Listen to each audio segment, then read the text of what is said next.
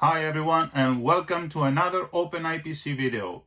In this review we are going to check the new VRX from Eachine Sphere Link VRX. This VRX was sent to me by Banggood and I did not receive any money for this review, and in this review I'm going to say my own opinion, my honest opinion. Okay, so as you can see, they have sent me the micro SD version, but there is, I suppose, an eMMC version, which means there will be an onboard memory, so you will not need an SD card. Right, so let's open the box and see what's inside, because honestly I haven't seen it yet.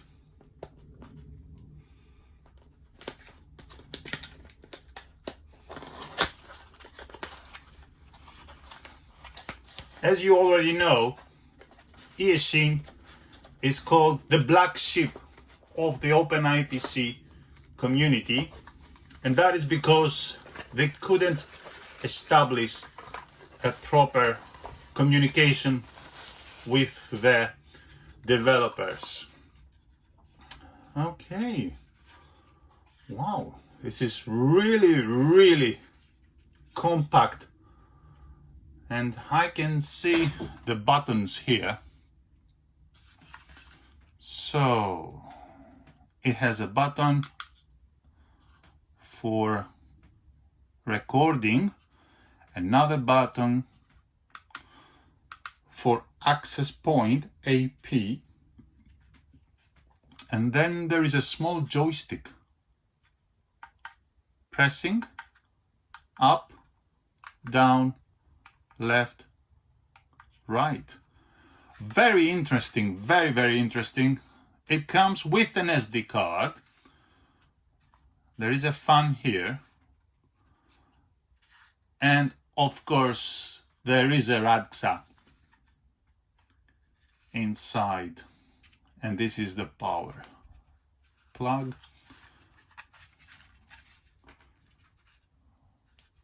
This is very interesting. Let's see what else is in the box.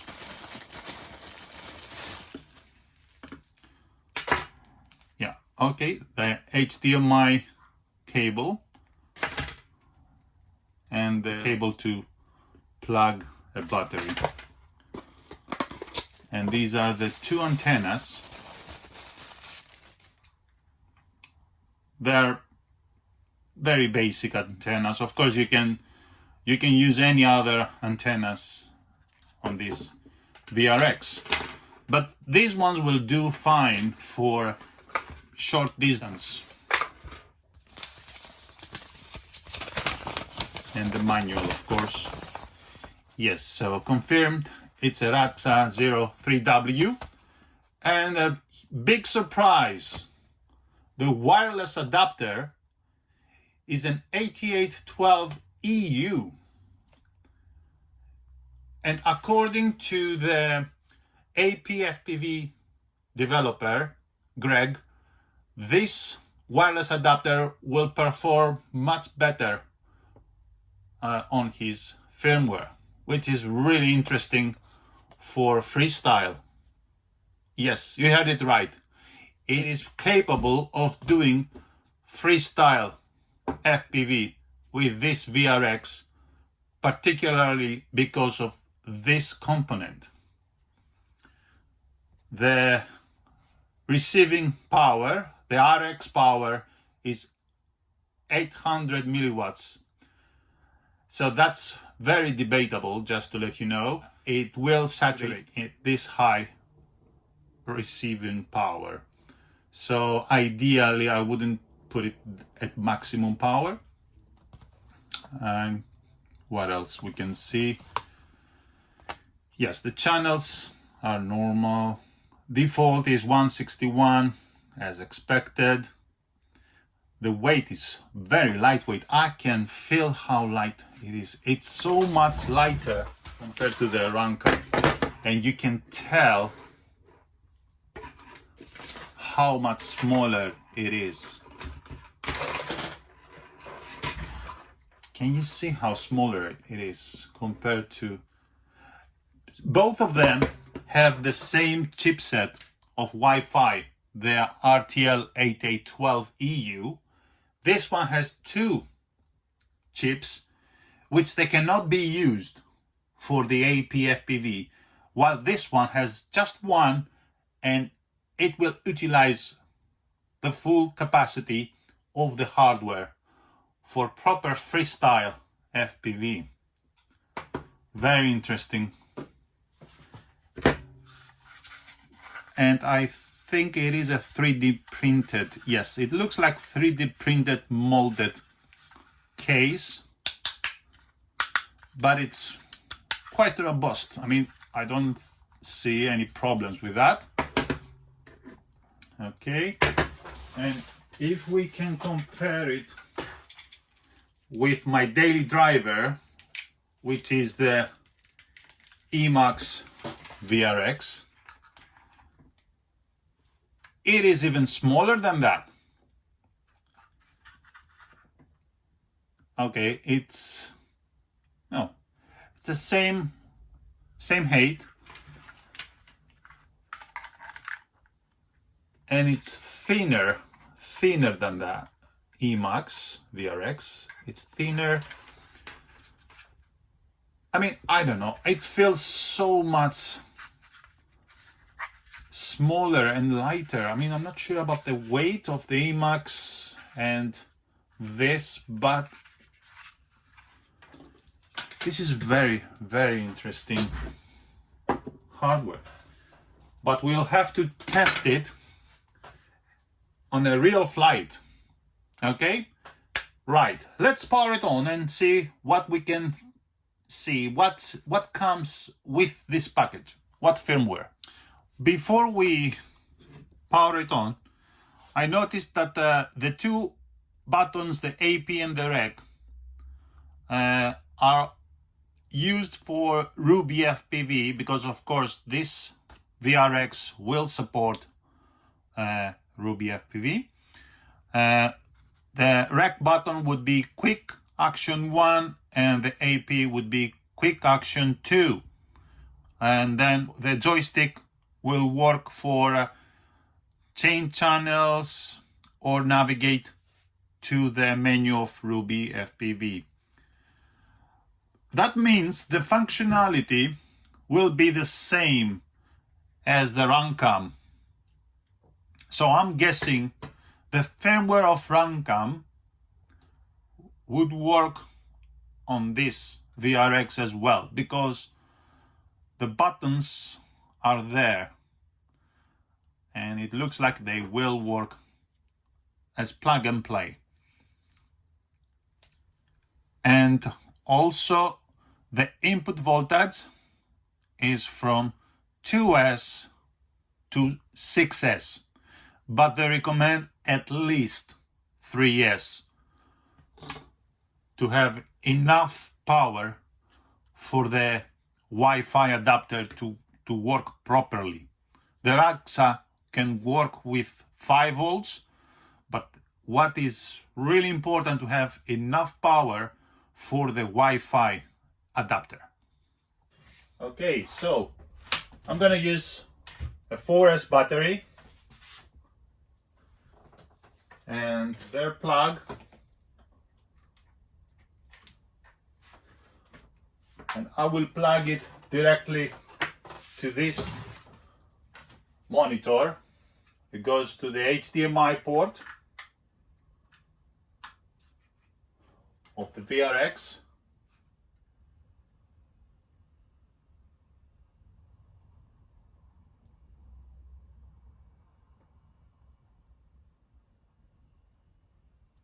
Okay.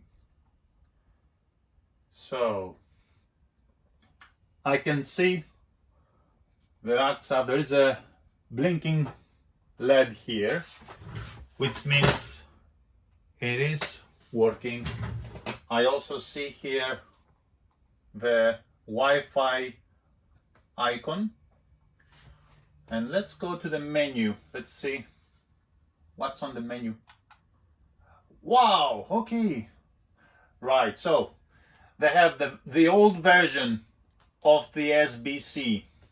There is the GS menu here, but that's the old version of the OpenIPC GS menu.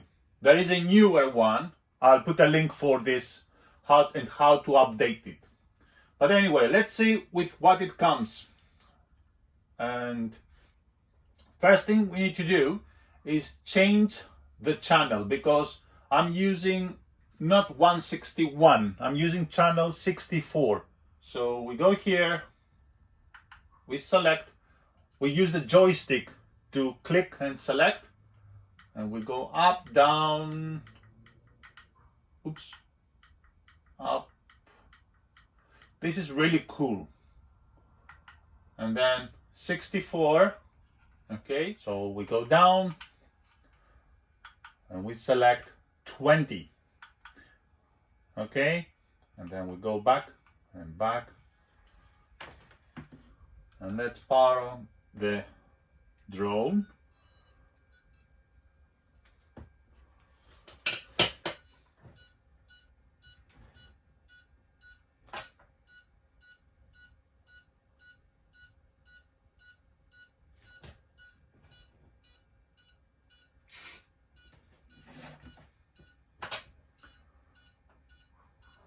And there we go. You see?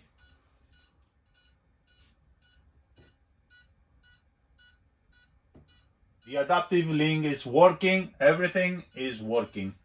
Those two should not be that close to each other because they are causing interferences. We should keep them a little bit farther to have better quality in the link.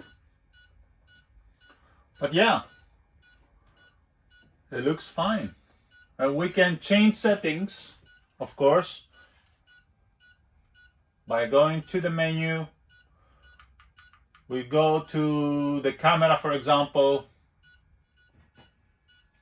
and we want to change resolution to 720. And then the frames per second, 120.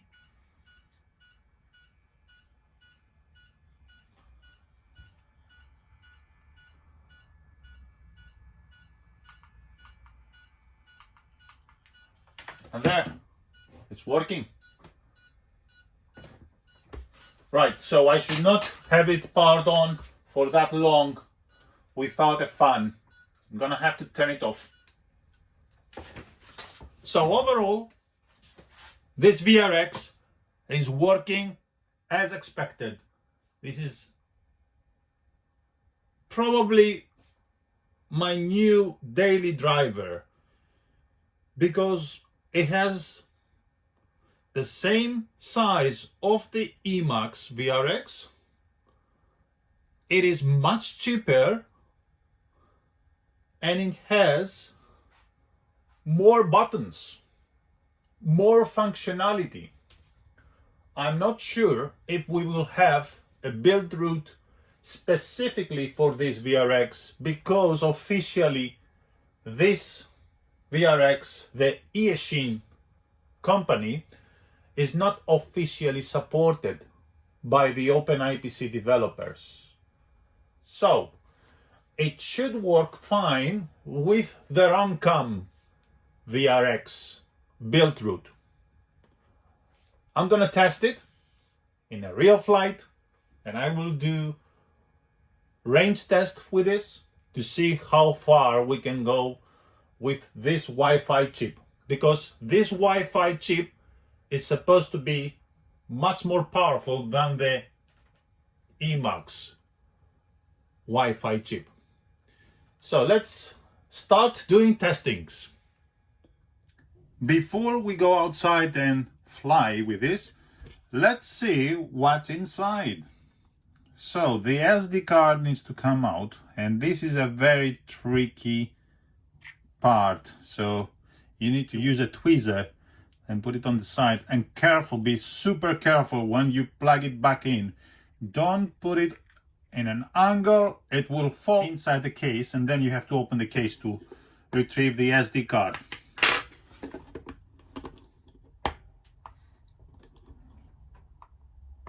Okay, they're very stiff screws, but carefully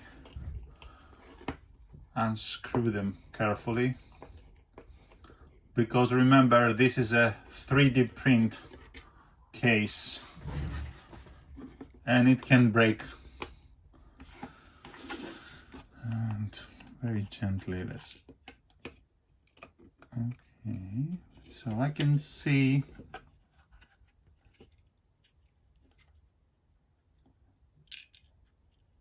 that's very interesting. They designed a hat for this.